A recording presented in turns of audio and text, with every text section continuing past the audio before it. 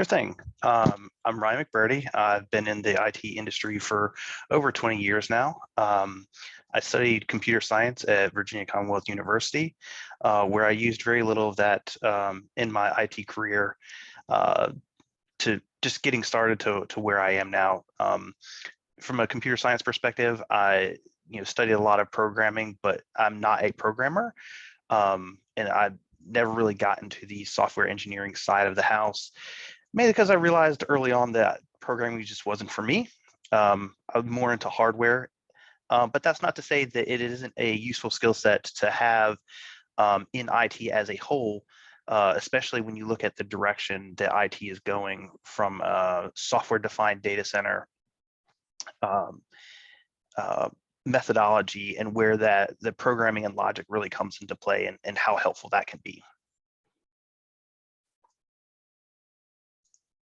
Great, Ryan, thank you so much. I'm wondering if you can kick us off by talking a little bit about that transition from graduate, computer science graduate to actually starting out in IT. You didn't have a certificate in IT, you came out with the CS degree. Like, what was it like to get started in the industry? And do you have any thoughts on folks that, maybe doing the same thing today? I don't know if anybody can put in the chat what your background is. I don't know if we have folks here who have CS degrees, if we have folks here who went to boot camps, who are currently in the process of teaching themselves. If you wouldn't mind just putting in the chat, like, what is your background, and that can kind of help us hone in this answer a little bit.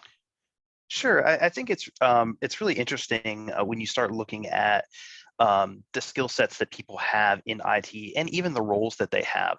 You can't go out and get a degree in what I do. It doesn't really exist. There are some boot camps that you can do that are helpful if you're looking from an infrastructure perspective, but it takes a really broad brush to go over some of that. So you take the skills that you have, and transition.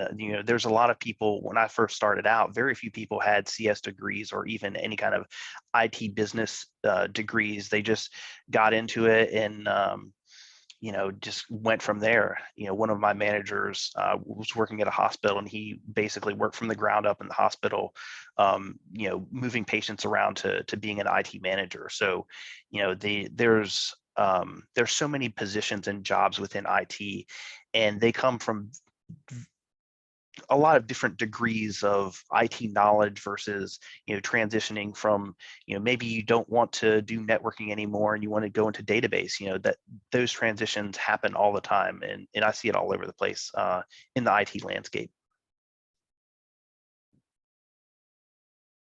Do you have any advice or recommendations for somebody who's maybe interested? We had a few people put in the chat, boot camp grad, transitioned into tech field from another field, ITC grad. If somebody was thinking about making this jump and starting in IT today, I know even me, just being in the role that I'm in, have seen articles, maybe things on Reddit forums recently, different places on the internet where people are kind of waking up to the reality that IT professionals are needed, that it's a lucrative field, and that, you can work your way up. It's a meritocracy. Like, you just learn, you get the certificates, and you can actually build a career for yourself. But that's a pretty broad, bit of information. Like, what's it really like to get started today? Like, what could somebody do, or how might they want to think about, like, realistically moving into this field? Yeah, so it can be definitely really challenging. I know when I started out, it was, everybody wants 2 or 3 years of experience, but it's like, how do you get that experience? If you're younger and you can get into like an internship, I think those have been really helpful as far as like just getting exposure to the corporate world and what that looks like, and kind of growing from there. I took the kind of traditional route from an IT perspective of doing help desk work, and then going to the next level of help desk, and then transitioning over to an engineering role, and then finding out what kind of specialty I really wanted to get into in that engineering place. So there's a bunch of different paths that you can go down with varying skill sets. And if you find out that you don't like something, and maybe DBA is not the place to go, and you want to get into networking, then there are lateral transitions within IT that happen all the time. And companies are relatively open to, having, you know, transitioning into those other departments and whatnot. Just, you can take the institutional knowledge that you have and translate it into those other places. And I think that's, really helpful. It looks like in the chat, Hara, I hope I'm pronouncing your name correctly, said that even though they're an ITC grad, they're still not working in the field because of lack of experience. And I know this is something that people from all types of fields run into. You want an entry-level position, and yet you need experience to get the position, but you can't get the position without experience. And it's one of those, paradoxes that how do you break out of? Do you have any thoughts on that? I mean, I know sometimes it's who you know, not what you know, but any thoughts on how somebody can really get that foot in the door? It may end up being like lowering expectations a little bit. Of there is a kind of a hierarchy of things that you're just going to have to run through, where there you get stuck on service desk, and that's kind of the entry level position from an IT perspective. And it's a grind. There's not a whole lot of, I won't say there's not a whole lot of satisfaction. I'm not trying to downgrade it, but it is low man on the totem pole. But once you get that knowledge and get that experience, you can either show the company that you're working for that, hey, I'm a smart person, I have this degree, I've learned how to do whatever the next step is, and figure out what that next step is. And that's I'd say a relatively easy path to move forward. I know historically people have always been about company loyalty and staying with the company for 20, 30 years. I don't know if that model flies anymore. We've gotten to a point where there are statistics out there that say people that jump jobs every 3 to 5 years are statistically making more money than those that have stayed in the same position for 10 or 15 years. Over the same course of time, those people that have jumped around, and you'll find that there's a lot of problems in the political aspect of IT that come into play, and you'll find those problems regardless of where you are. I've been to with a bunch of different companies. It's like, oh, this is the same political battles that you'll fight in the corporate world, and that just kind of is what it is. So yeah. I know that one thing you had mentioned, speaking about when we were talking about this talk, is AI. Of course, AI is on everybody's mind, especially as junior or entry-level software engineers. I don't think anyone has not wondered if AI is going to take all the jobs, if ChatGPT is going to write all the code. And so I know you had mentioned that you don't believe AI is going to take over IT jobs, but it will vastly improve them. And there's many ways of thinking about AI. It could mean the end of life as we know it in a really chaotic way or in a really awesome way. It sounds like you have an optimistic view on what that could do for the field of AI. Would you mind sharing a little bit more about like what you're seeing now and kind of your perspective on how things could go as AI is incorporated more and more into what we're doing every day? Sure. In today's world, AI is nothing more than like a glorified Google search.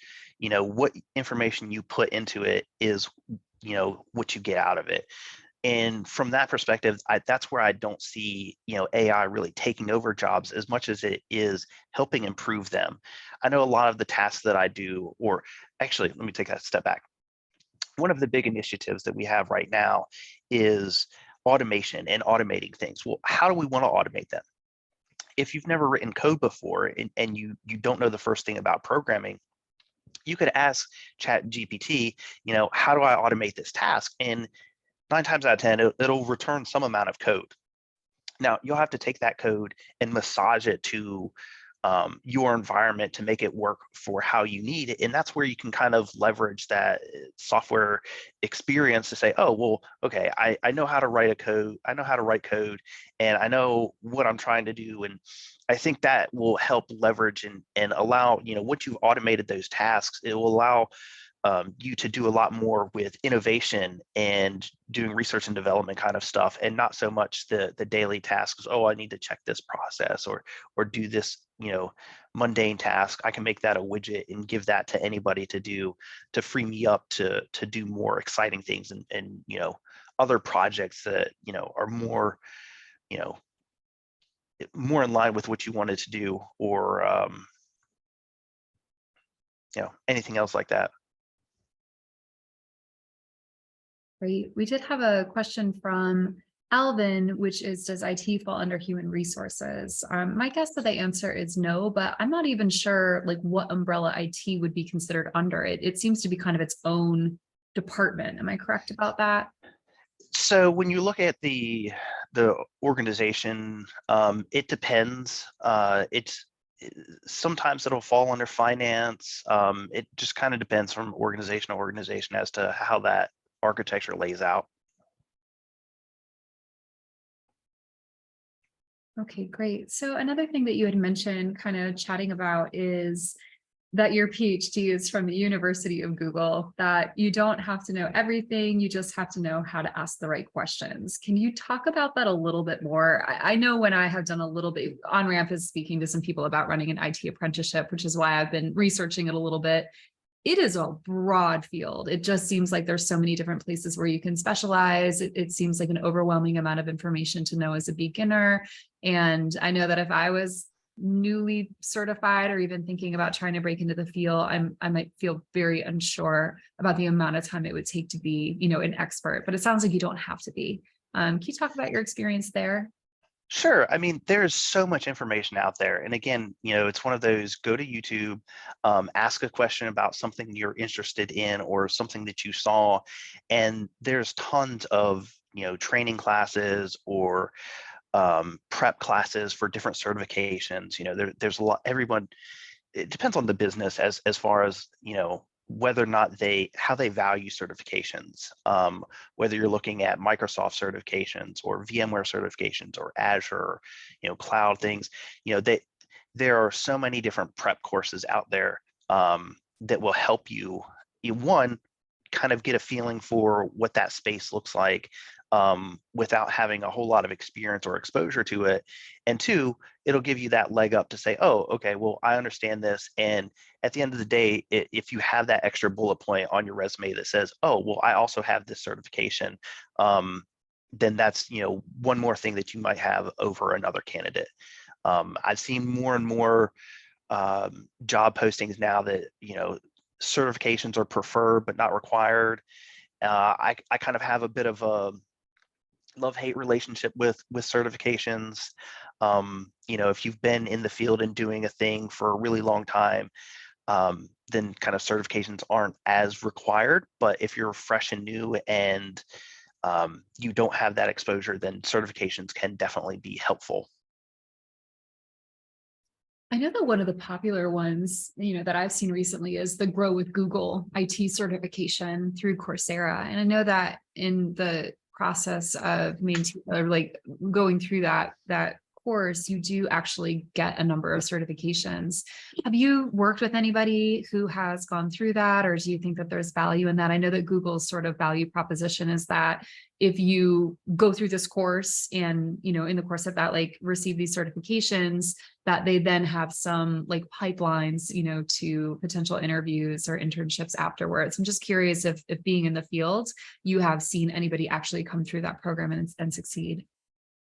I have not, but the more and more I delve into LinkedIn as a networking platform, I kind of feel like that has there's definitely a lot of opportunities out there from a LinkedIn perspective, where just going out there, putting yourself out there, trying to find people that are interested or positions that are out there and kind of link up with those people. I think those kind of relationships will definitely help. So you recommend building that network. So even if Sure. you're just getting started, so if I was getting started in IT, I decided this is something I'm interested in pursuing, it would be worthwhile to find and connect with people that have been in the field for some period of time, and maybe even just ask if they would be willing to answer some questions, kind of like we're doing today. Yeah, absolutely. Great. Yeah, those networks can be so valuable. And if you've come to any of our other talks about networking or how to network, our other speakers have touched on that quite a bit. And we do have recordings on the OnRamp platform about that as well. So another thing that you had said you could touch on today is remote working pros and cons. I will say that again, not knowing that much about IT, I have always assumed that it had to be an on-site role, because when I think of IT, I think of cables and modems and, actual like hands-on hardware. But it seems like there is room for remote work. Could you speak a little bit about, the pros and cons, and what even on-site versus remote work looks like? Sure. And so it really depends on your role and position as to like how hands-on you have to be. If you're in a call center, generally speaking, you're probably going to need to be more on site. If you're doing desktop support where you have to go and touch laptops and things like that, that's definitely going to be a more on-site position. And if you're doing something like a database where it's just a server or something out there, you could, if you're just accessing it through an IP address, then you could get to it from anywhere and do it from anything. Or if you have data center space and you have remote hands and you can have someone else do the job for you and kind of outsource it to some degree, then you don't necessarily need to be on site to do those things. However, there are, I work on a team. We're an international team. Half the guys are in London, half the guys are in the US. And that in and of itself can be a little challenging from the time zone difference. Like we only have a small window where we're all working at the same hours, as well as from a collaboration perspective. Like, how are we communicating with each other? Whether is it instant messaging, or we calling on the phone, scheduling meetings, getting people into those meetings, and that can be challenging. Sometimes, I've been working with people for over 3 years that I've never met in person. Just that's just the way that it is. But the same tools that I have in the office for communicating with them are the same tools that I have at my house. So that's really nice. But you do lose a little bit of the camaraderie and the atmosphere of the in-place environment. Some of those can be good. That can be a good thing, or it can be a bad thing. It kind of depends on the environment. I know it's I started the job that I'm in now at the beginning of COVID, and I didn't step foot into the office for over a year, and that was really challenging for me because I felt like I was on an island by myself. It was just me and the computer, um, and a face on the other side of the screen, and so there was a bit of a disconnect, and it was challenging. As even as we sit here on the Zoom call, like you see me, and I'm just a guy on the screen. I don't know that you really get the feel of what it's like. You kind of lose that human touch a little bit. Plus, you're floating in outer space somewhere, so Yeah, it's even harder to. I'm on um, a Star Destroyer. It's fine. So there's some great questions coming in. Thanks for those who are putting them in the chat, and anybody else who has questions, feel free to drop them. So let's start going through these. Anna asks, hi, are job positions like IT, SMTH, information technology, and IS, SMTH, information services, completely different roles, or do they refer to similar responsibilities within an organization? It kind of depends on the organization. I know, like, my organization's kind of broken down IT in a couple of different departments, with different organizational building blocks as well. So like we have a global enterprise, or what is it? Global uh anyways, they're very customer facing IT staff. And then we also have like the behind the scenes, the operations side, and I sit more on the operations side. But there's different organizational charts with directors, managers, senior directors, and that kind of staff. So it definitely, you can have some roles that, as far as like engineer, they're both engineering roles, but with different, you know, responsibilities around them. But the I would say the latter of, growth with inside of IT, yes, those roles are going to exist from entry level to, engineering to senior engineering to architect. Those positions will still exist regardless, but you might have different management and skills required for those. Thank you. And Anna, if you have any follow-up questions, please feel free to put them in the chat. Moving on to the next question. This is from Theo. What are good places, like job titles and companies, to start looking for if I have programming experience? It looks like Theo has some internship and freelance work, but I'm assuming that, Theo, you're interested in potentially exploring IT. So yeah, what are good places to start looking in terms of titles and companies? That's a really good question. And probably one of the most challenging things to look at when you're looking for positions in the IT job market. Some of the names of jobs don't necessarily translate as well as you would expect them to, because they don't really, like, not every search engine, whether it's Monster or Glassdoor or salary.com, like, they don't always have a direct one-to-one correlation. I would, use some keywords based off of what your experience is as far as like programming goes. Like if you're into Java or Python, use that as a keyword search to find a entry level, position, and use that to kind of figure out what's out there from a job perspective.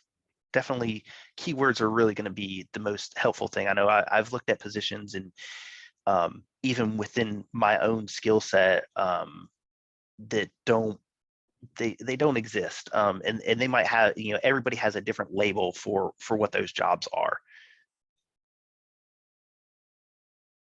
Great, thank you. And Theo, same thing. If you have any follow-up questions, feel free to put them up.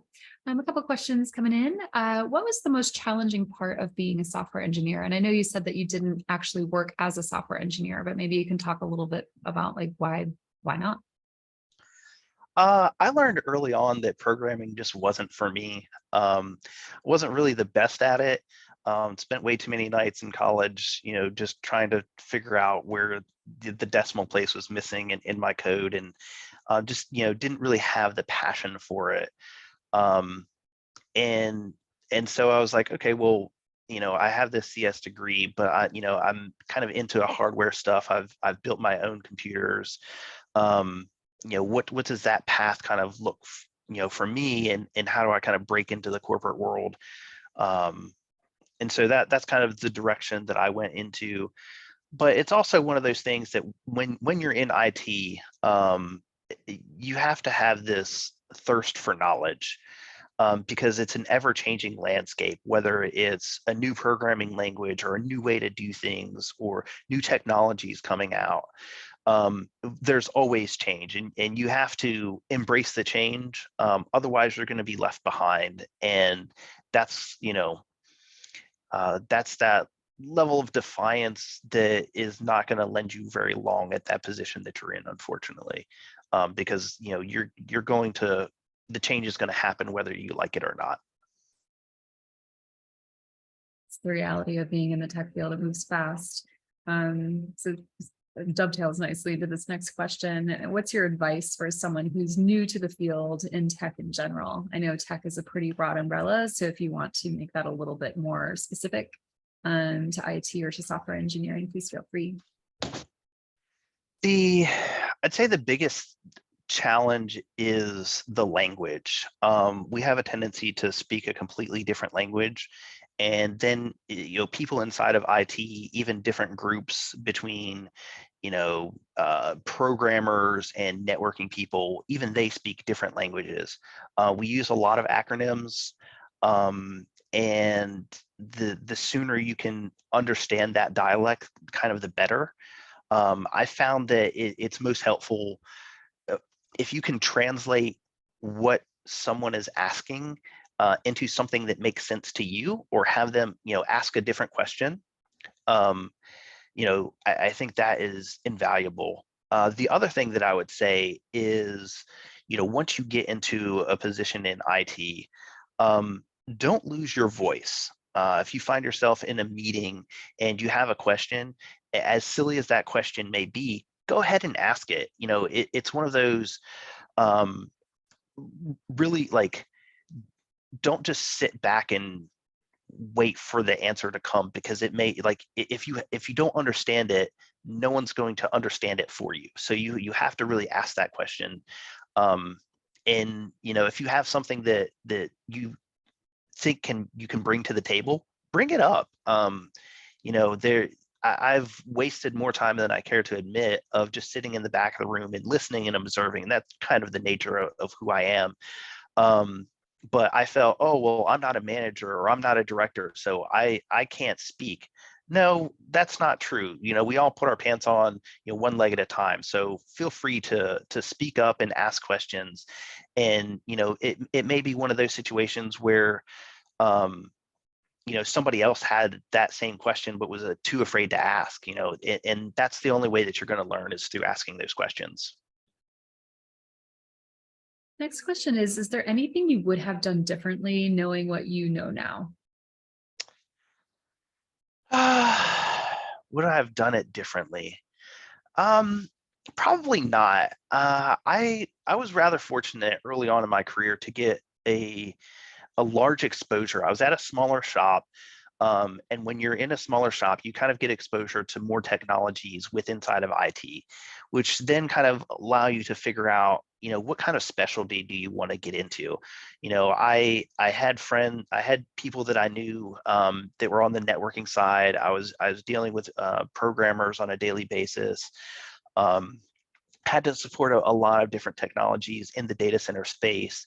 And so that kind of allowed me to say, oh, all right, well, I like this and I like that. So that's where I'm going to focus. And, I kind of looked at the job market, looked where the skill sets were going, and kind of adjusted where I wanted to go based off of that, and kind of went forward with that.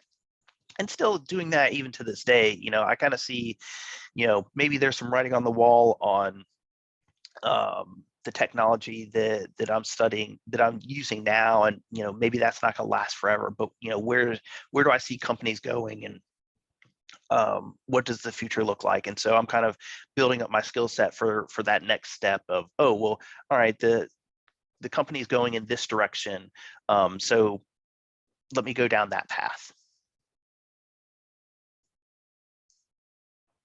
And the next question is, normally people move from hardware to software. You took a different approach with the career path. Is there anything that helped you prepare for that transition? And I know you've been in your role for a while, so maybe things would be different now, but is there anything you did back then that you think really helped boost you into the career path you have now? Um, so early on, I was in a help desk position, and I saw them doing a task, and I was like, that task is very manual process. What if I can automate it? And that's what I took, that little bit of knowledge, and saying, oh well, you're wasting so much time doing this, let me see if there's a better way to do that. Took a little bit of logic from the programming side of the house and implemented it into this process and this workflow, and really changed the game. And freed up so much time, because it was taking them an hour or two to do a task, and I made it into like a 10-minute task. So I think that's very helpful. There's a lot of logic, and if you can kind of look at big picture of things and kind of break it down into smaller chunks, and figure out how everything kind of works together, you can really put your mark on something that way. Great, thank you. Um, let's see, are there any good resources that you use to keep up to date on technology? I mean, as you said before, things move fast, you have to stay current. What do you do to do that in your own role? So for me, a lot of it really comes down to um, talking with different vendors. There are the vendors that we use on a regular basis, but also vendors that I don't use, that I'll go um, and sit on a WebEx with them, and do like a lunch and learn, and just figure out, is this technology viable to my company, and do I see a fit? Again, it kind of goes back to, you may not stay at the same place forever, so it doesn't hurt to have some experience and some exposure to other technologies that you may find elsewhere. Especially if they're kind of overlapping technologies, of like, if you have a backup software, that you use, and maybe go out and talk to another backup software company and see what they are, or when budgets come up and it's time to renew, you can talk to management and say, hey, have you looked at XYZ company, because they've got some really interesting things, and I see some problems with the technologies that we're using today, and using that. Again, kind of going out on keeping your finger on the pulse of what's happening in other companies as well. What's going on in the IT space. What from my perspective, it's what's Azure doing, what's AWS doing, what's VMware doing, how does that change things. There was a big VMware got bought up by Broadcom, and that's kind of a huge change. When you look at what Broadcom is typically known for, having a software company like VMware kind of has people a little scared and antsy as to what the future kind of holds for that company. And so it's like, all right, well, what other technologies are out there, and where can we transition to? As far as like IT books that I would recommend, um, the Phoenix Project is a really good book when it comes to agile and agile programming and that agile methodology. I know there's a big push nowadays for doing project space in an agile format, and I think the Phoenix Project really explains it in a very non-technical standpoint, but really makes sense when you look at kind of how corporate IT works. It has been very beneficial for me as we have transitioned over into being a more agile shop. Great, thank you. This is an interesting question. What kind of problems do coworkers give IT/software engineers, if any? Like, what's it like working in your role within your team or organization? Uh, how politically nice do I want to be about that? I mean, so to some degree, end users breaking things is job security for me. So as things continue to break, that kind of justifies my role as being able to fix things. But they are constantly they're doing things that you don't expect them to do, and it kind of forces you to change some of your processes from time to time. And as a kind of a broad stroke there, I was recently working on a project, and I had a set of expectations around how a specific thing was being used. And then we transitioned it to something else, and during the migration process after the fact, end users were complaining. It's like, oh, this is broken, what's it broken? And we start digging into it, and it's like, oh, well, that configuration is not best practice. That's why it's broken, and this is how we can fix it. But that's one of those things that you can't really do a whole lot about. So it's I don't have a good answer, but it depends. There's always something. Somebody's always breaking something, and that's job security at its finest. Fair enough. I think that was very diplomatic.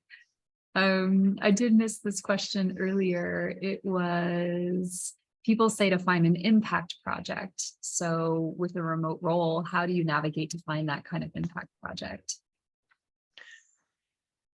I'm going to take some leeways here as far as like impact projects.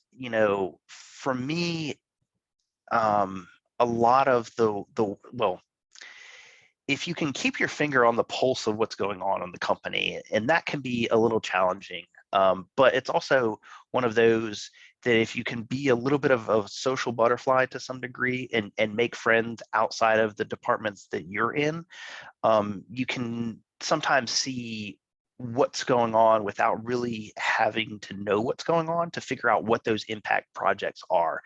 I know the company that I work for, they do a pretty good job of really articulating what the big initiatives are, and some of that may you may end up just talking to your direct management to say, hey, what are our goals for the end of the year? How do our goals align with IT strategy as a whole to figure out, what those impacts, how we can impact those things.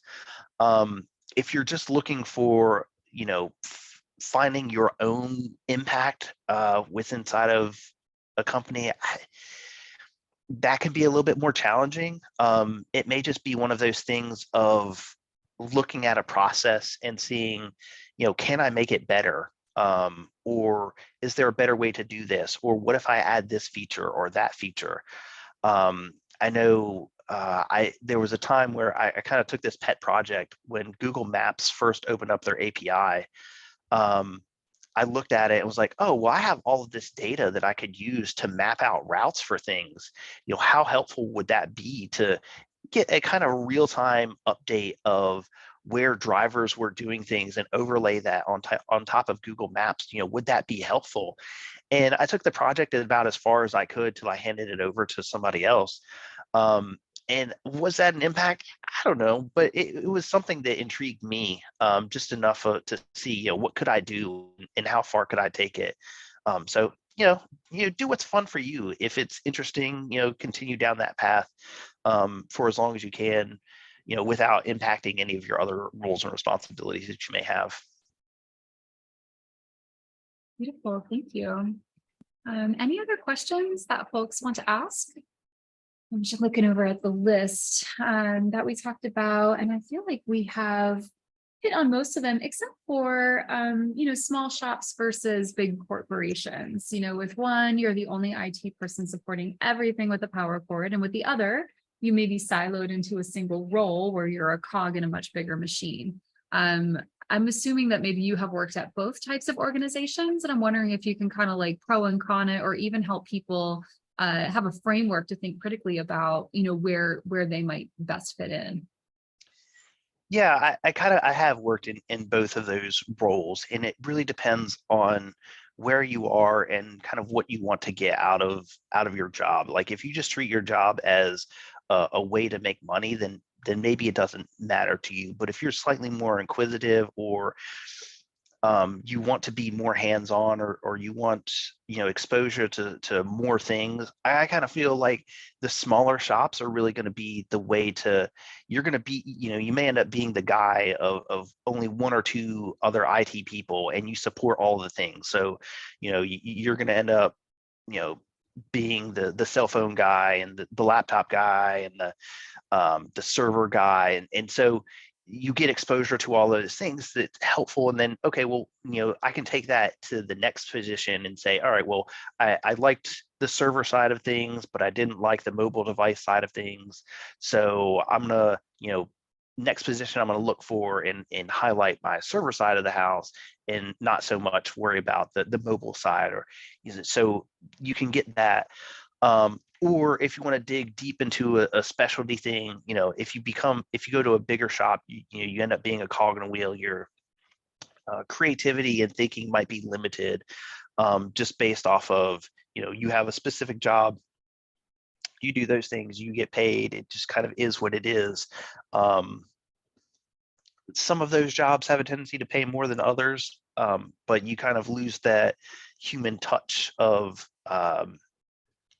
you're just a number to them. And as long as you're doing your job, that's great. If you stop doing your job, you probably won't last there very long. But it's how do you combat burnout?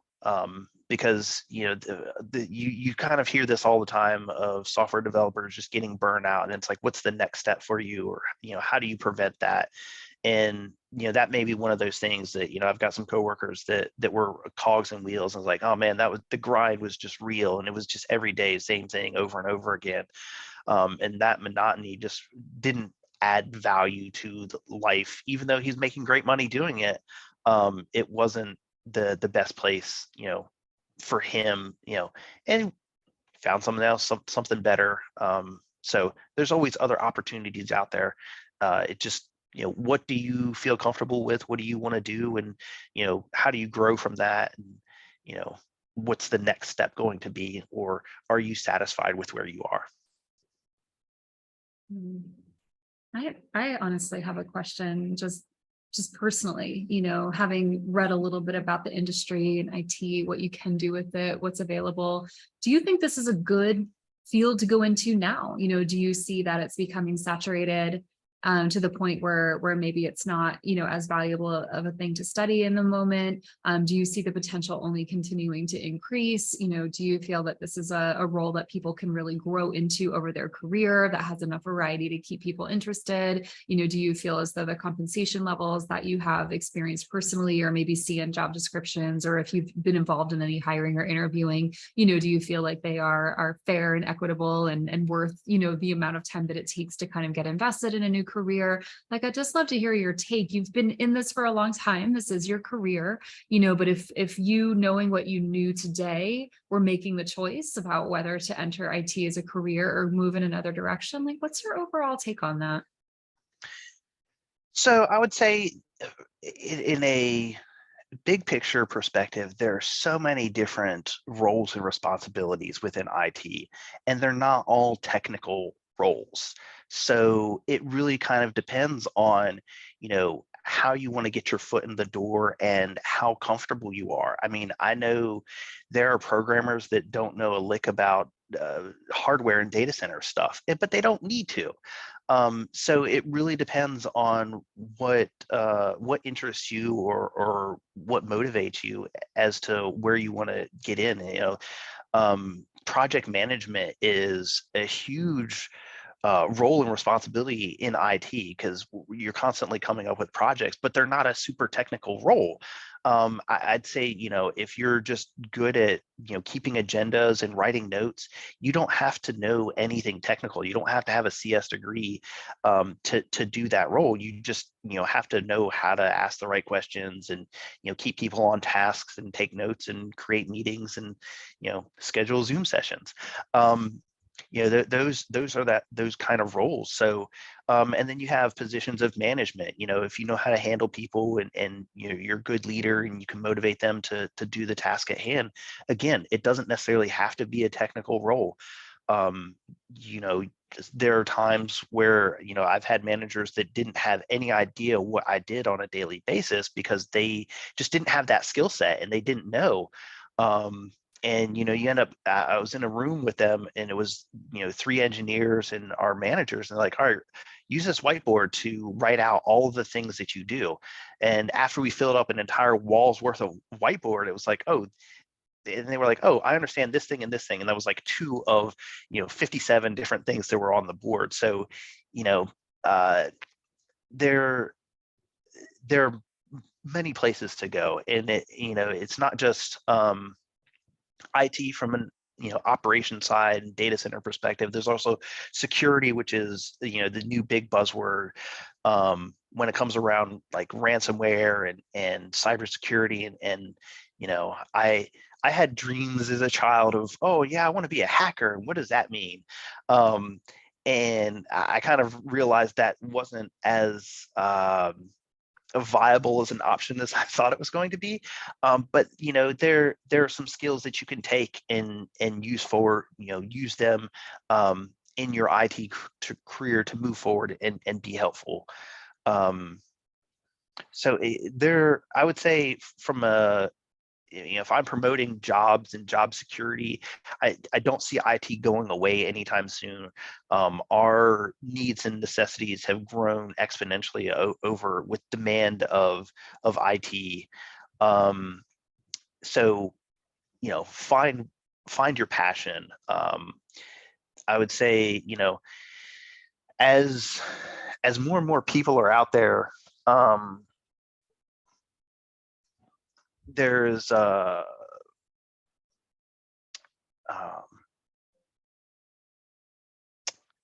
hold on one second.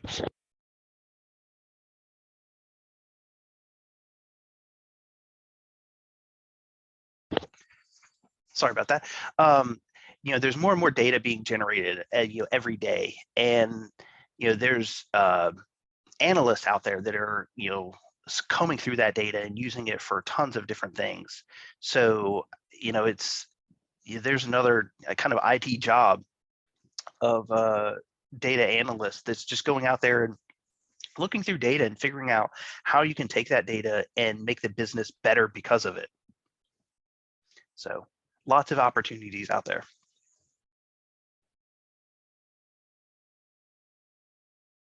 Great, thank you. Does anybody else have any final questions they'd like to ask Ryan? You can unmute, you can put it in the chat. To those who did some questions, thank you so much. I feel like I've learned a lot about the IT field, and I'm grateful for this because, like I said, we at OnRamp are in conversations with the company about potentially launching an IT apprenticeship. So if this is something you're interested in, stay tuned. There's nothing signed yet, but it's a conversation that's happening. And it does seem to be a field with just so much opportunity and variety. I want to thank you so much for your time today. If anybody has follow-up questions for you, is it okay for them to locate you on LinkedIn and connect with you there? Sure thing. Yep. Fantastic. Thank you so much. Everybody, if you want to have access to this recording, it'll be in your OnRamp dashboard. Probably early next week will be the time that I have to put it up. Ryan, thank you so much. We really appreciate the chance to learn more about this role, to learn more about your insights and experience in it. Definitely appreciate your time today. Thank you to everybody who participated. It's great to see you on the call, and I hope everybody has a great rest of their day. Bye, everyone.